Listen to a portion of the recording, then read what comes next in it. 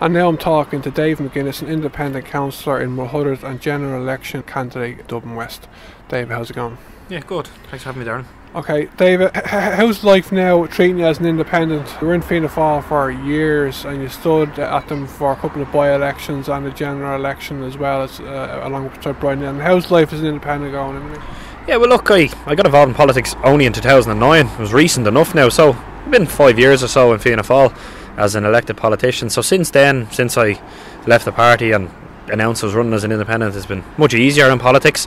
There's a lot more people here out in Blanchardstown and Dublin 15 helping me, doing me leaflets and knocking around, allowing me to introduce myself to their neighbours. So a lot of people helpful, and just generally there's no animosity being an independent councillor. A lot of people have a lot of support, and I don't have to talk about anything other than the issues I believe are important to people at the moment in West Dublin. Yeah, and if you look at the opinion polls, independents are getting more support than even the biggest parties. So, like, it's probably a good decision to stand as an independent, do you think? Well, look, I ran 2 by-elections for a political party here in Dublin West. Came second on both occasions with a lot of votes. And since becoming an independent, a lot of people have contacted me saying, look, we voted for you, David, but we didn't like your party. Or some people who are friends of mine and friends of my family said, we couldn't vote for you because you were a member of a party. But now that you're independent, we're fully behind you. So I'm picking up that. And you do pick up a sense amongst the electorate of where votes tend to be going. And I get the sense there people are browned off with the mainstream political parties. They want a bit of alternative thinking and they want a bit of positivity, and they just want to focus not on the games that go on in the Dáil, not on the games that go on in politics in Ireland. They just want to focus on the issues that matter to them, things like housing, about services like an Garda Síochána and our education service. They don't want to be languishing on trolleys. They want people who just have nothing other than a commitment to help fix those problems. So you've no animosity towards Fianna Fáil, Jack Chambers or Fianna Fáil or anything like that? No, not at all. I have a lot of friends still in Fianna Fáil. Some people have actually left and come with me and are helping me out in my campaign. And, so no, and I've never harboured ill will in my life. Not now, not ever. And that's not good in politics to have, to be against people. I'm not a negative politician. I'm not a protest politician. I'm a positive politician who wants to find solutions for people's problems. So anyone who can work with me in doing that, I fully support. And I share no animosity for anyone or anything. Okay, you're appealing to the whole constituency. Like you're standing. You've announced recently you're going to stand the general election again as this is your first time as an independent, and like you want to represent people from across the constituency, from like this middle class areas, disadvantaged areas, upper class areas. Like you're from a working class background from Corduff. Like just to talk about, say, this, first of all, to talk about disadvantaged areas, like how hard has the recession been? Do you find for your constituents over the last 7-8 years? Like I know it's over now officially, but how hard has it been? Well, if I flip your question and I say, to what extent did the economic Celtic Tiger, the boom, affect some disadvantaged or working class areas as you framed the question, I'd say there's a lot of people who probably felt it didn't touch them, didn't come into their lives. And now that the recession has hit, they same people in many working class communities or disadvantaged communities probably feel they're as worse off as they've ever been. And that's part of the problem, where despite the fact that, as you pointed out, there's a rise in economic tide in this country and the economy starting to come back, again, these people don't feel like it's affecting them. Many can't find a job. Many have no access whatsoever to third level education, and education is the only way for people to get out of the bind. So, as I say, I flip the question. I say, no, things are the same as they've always been for many of these people. And I honestly think that a person like myself, who grew up in a place like Corduff, but secured a Trinity College education, I'm teaching, I'm in my second term of Fingal County Council.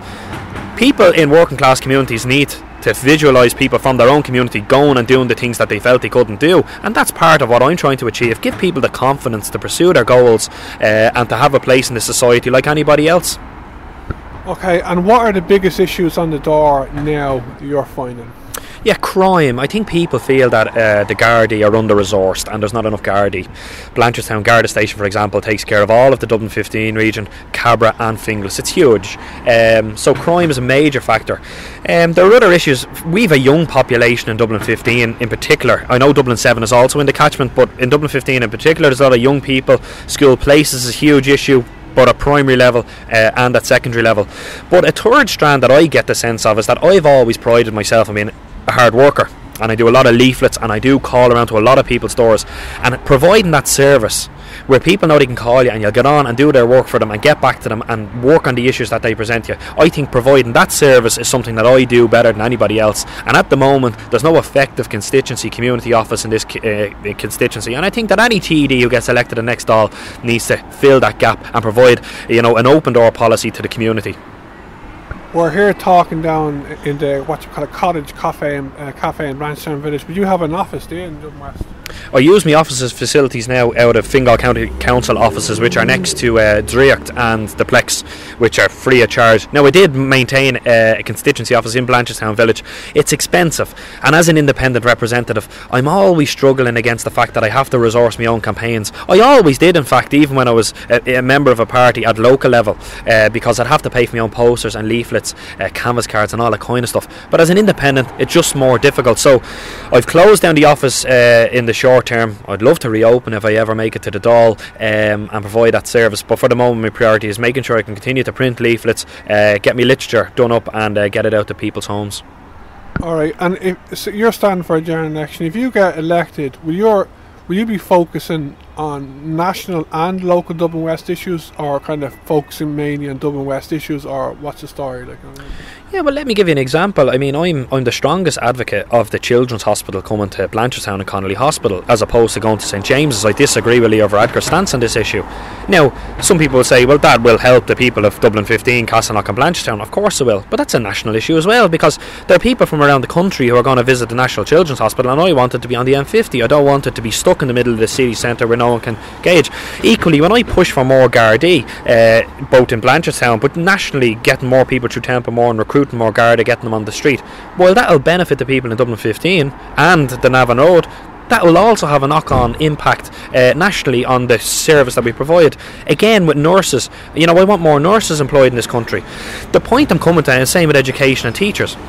What I'm advocating for is that as this economy starts to rise and the government get more revenue in their coffers, what I'm saying is the easiest thing to do is give people a few bob back in tax. That's the easiest thing to do, and no one's going to argue with you, because it's, you know, a few bob back and you'll be able to spend your own money better than the government. I accept that point. But what this country needs is better services, better public services, and that's what I advocate for. So of course Dublin 15 and Dublin 7 will benefit from what I'm talking about, but the country as a whole will benefit from improving our public services. The housing crisis, for example, I speak with authority on a housing crisis in this city, where people right now are living in hostels and hotels, some people even living in cars. That's not right. There are families who are trying to buy homes who can't afford a 50 grand deposit to buy a home. While these issues affect Blanchardstown, Castleknock and the Navan Road, they also have a huge impact across this country, and that's always been my approach to politics. Look after the local community and keep an eye on the national picture as well. Yeah, you've mentioned several issues there. Just to ask you another couple of things, on education, for example, there's a campaign running for the last 9 months or a year for the first Gael Colosh, that second level Gael school for Dublin 15. Are you in favour of that? I know you were involved, or you advocated for a new primary level Gael school to be set up in Carpenterstown a couple of years ago. Are you in favour of the new that campaign for Dublin 15? Yeah, Cllr and Tulcán. It's a joint venture between, I suppose, West Blanchardstown and the kind of Dunboyne Clonee area. I've always been a supporter of Gael school, and also the Gael Cllr I am a big supporter of. The debate you just mentioned was in relation to Carpenterstown, where a Gael school was approved for the Tyrrellstown region, but not for the Carpenterstown region. In fact, they put in permission for an Educate Together, and I felt the demographics didn't support those decisions. We've two Gael school now in Dublin 15. We've got Scoil Oliver and Gael school on Quillen, which is in Tyrrellstown. We've no Gael Cllr. You have to go to Navan Road or out to Glasnevin at the moment, so I am supportive of it. I'm not naive enough to think that we can just build it anywhere we want. So there has to be a lot of work gone into it, and we do need to have a model that is self-sustaining. We don't want a situation where we can't continually bring the numbers up into the Gael Cllr, I should say. So I am very supportive of it, and I've always been on record, and I did champion the Carpenterstown issue in many campaigns, and I do think a Gael school would be fantastic up in the Carpenterstown region as well. So a lot of work to be done there, but thankfully I've written to the board, I've outlined my support. I've supported on Fingal County Council, but with a bit of luck, if the people of Dublin West send me to the Dáil, I'll be a national voice to support the continual move of what is on Forest Patronachta, which are the patronage body for Gaelscoil in Ireland. And I've done a lot of work, I've learned a lot about it, and I'm a big supporter of our native tongue. You're heading up Donegal this weekend, aren't you, to the Grafton? Yeah, I'm going to spend a bit of time in Phríora for 2 weeks. It's my only holiday. I didn't go away last year. I'm not going to go away this year. Some people think politicians have great lives. It's tough. I'm paying a mortgage of a young family, and my Anita, now my partner, she's going back to college to be a primary school teacher. So we're going to spend 2 weeks in Phríora, and going to bring the bike and hopefully go cycling around and brush up on the Gaeilge. It's a lovely area. It's probably my favourite spot in the country. You were saying there you're not a negative politician. Like, you don't focus on you focus on the issues. Like, how hard is it though? Dublin West is one of the toughest constituencies in the country. Like, a lot of Dublin constituencies are very tough, but Dublin West is probably in the top 12 or something in the country. How hard is it dealing with all the other candidates? You don't have to mention any in particular if you don't want to, but say for example Sinn Féin and the Socialist Party, for example. The Socialist Party at Dublin West is one of only I think 2 strongholds in the country, if not in the world. How would you find dealing with them all? Well, look, I mean, you said, it's a tough constituency, and it's tough because of the candidates, and I'd like to think that when they look at the lineup, they say it's tough because people like David McGuinness is operating in that community and looks after that community and works hard. Look, in relation to Sinn Féin, I've beaten them twice in 2 by-elections. And people were expecting them to poll very strongly, which of course they did, but the reality is that I think on balance people want positive politics, and not people just giving out all the time. With the Socialist Party, they're a unique party in that they have a unique stance on practically every issue that faces the country. But I made this point recently in the local Gazette.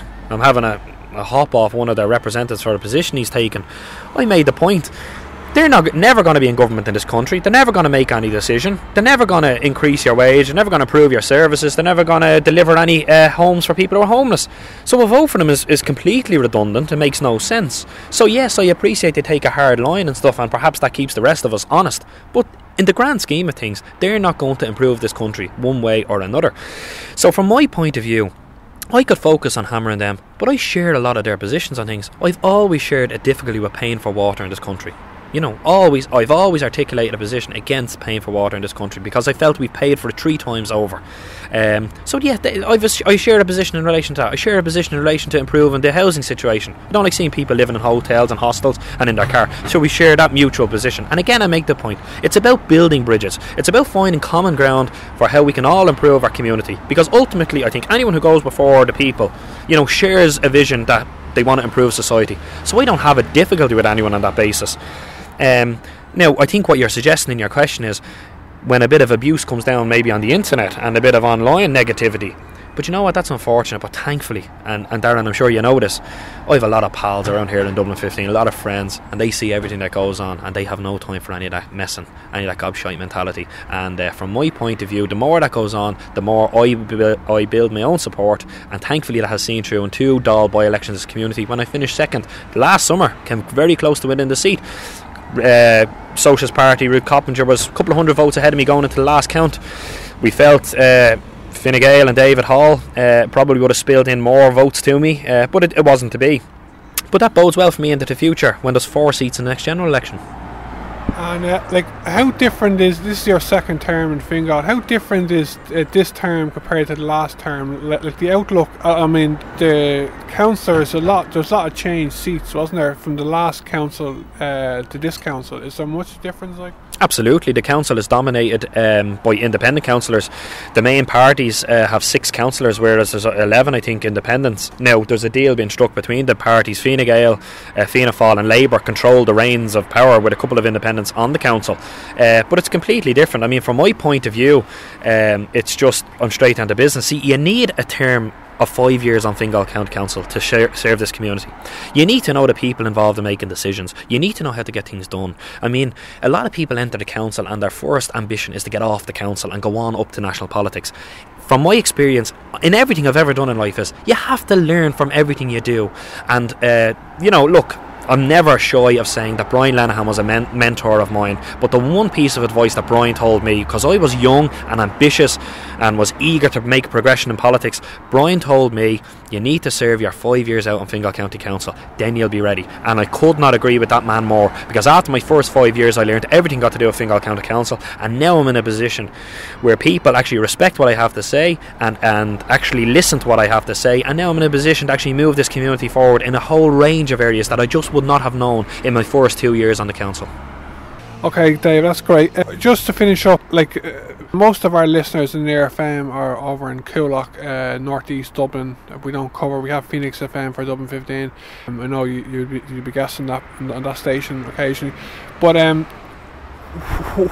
what's your message to the people of Dublin West and the people from, say, Dublin, just people are listening to this interview in general? Well, look, I mean, your listenership is in where I'm working in Donamead at the moment, where I teach, and let me tell you, Darren, I'll be sharing this with all of the 6,500 people who are on my Facebook page and the 2,500 people on my Twitter page, and they're all Dublin 15 based, or the predominant amount of them are. So, I mean, I always just reiterate one message: I'm here to serve. I take pleasure in the fact I help people every day. I don't advertise all of the issues. I'm not hungry for media attention all of the time, but when time to time comes, I do seek media kind of exposure on issues. But ultimately, I'm a young man, I'm 29, I'm a young father, I have a mortgage. You know, I grew up in a tough old spot, but I got a Trinity College education, and I think I represent what is best about Irish society. We are a bunch of fighters, and you know, we get knocked down from time to time, and things have been tough for me in politics in recent times. But you know what? Dust ourselves down, we get on with the job, and I look forward to the general election campaign and send out a positive view for both Dublin West, Dublin generally, and Ireland. Because you know what? I've come up, I suppose, a tough upbringing in the fact that we wouldn't have had a lot growing up as kids. The country is in a better place, but now we need to set our priorities. How do we make our public services better?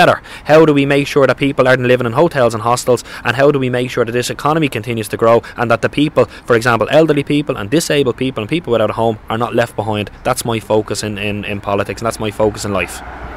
Okay, David, thanks very much.